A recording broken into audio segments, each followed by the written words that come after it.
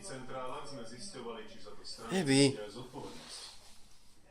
Mizerný výsledok Pavla Hrušovského dnes rozhádala celú ľudovú platformu. Ako prvý sa pred kamery postavil Pavol Prečo. Vinu za volebný neúspech ich spoločného kandidáta hodil na KDH. Spoločných projektov so Smerom, zo strany KDH už bol dosť, musia si skončiť teraz hneď. Podobný názor na neúspech Pavla Hrušovského má aj Béla Bugár. Od tej dohody, dá sa povedať, za tie 2 týždne podpora pána Hrušovského. Prečo ste Hrušovského dávali vy? Hrušovského materské KDH samozrejme vidí všetko presne naopak. Dohoda so Smerom na zmenách v ústave vraj nebola žiadny kšeft. Táto dohoda si vyžadovala odvahu a zodpovednosť. Ľudovú platformu po Hrušovského prepade už odpisujú aj politickí komentátori. Myslím si, že tieto voľby znamenajú krach ľudovej platformy. Tento projekt proste zlyhal. Toto skupenie nemá zmysel, pokiaľ bude KDH spolupracovať so Smerom. Spolupráca pravice je teda opäť raz v troskách a KDH dokonca nie je ochotné vylúčiť ani budúcu spoluprácu so Smerom. Príde čas, my sa vyjadríme tak, aby bolo jasné vo Kurva, voľbách. vy už len potrebujete tie peniaze. Lukáš Uzelka, televízia Markíza.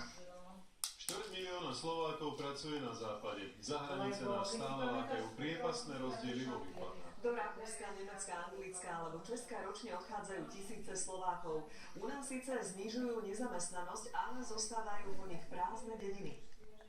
Prešovský kraj Stročín, malá obec pri Svidníku. Chlapi odchádzajú za robotou do zahraničia.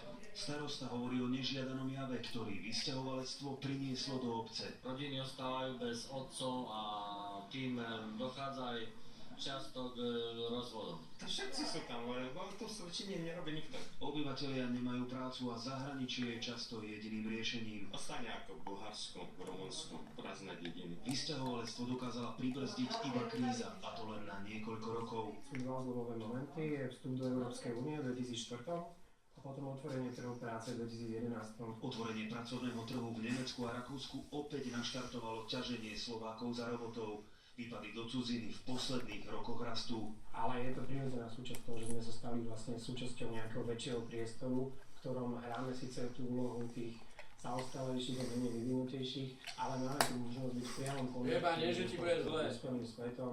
No tu vidíte hlavný dôvod, prečo Slovákov stále láka cudzina. Ako náhle prekročia hranicu, cena ich práce niekoľkonásobne stúpne. Kým na Slovensku platí zamestnávateľ v priemere za zamestnanca na hodinu len niečo viac ako 8 eur, v Nemecku či Rakúsku takmer štvornásobne toľko, vyše 30 eur. Podľa sociológa vysťahovalectvo rieši aj vysokú nezamestnanosť, na druhej strane život v cudzine nie je najľahší a preverí aj tie najsilnejšie rodiny. Pavol Silák a Marek Budiak, televízia Markíza.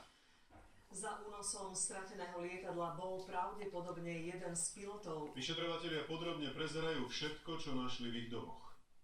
No dobre, ale ani 9. deň pátrania nepriniesol žiadnu stopu. A nevedia, kde je to lietadlo, hej? 25 krajín. Experti preverili informácie o všetkých 239 ľuďoch, ktorí boli na palube. Nikto z pasažierov podľa nich pilotné skúšky nemal. V lietadle neboli žiadne nebezpečné predmety a v nádržiach bolo bežné množstvo paliva.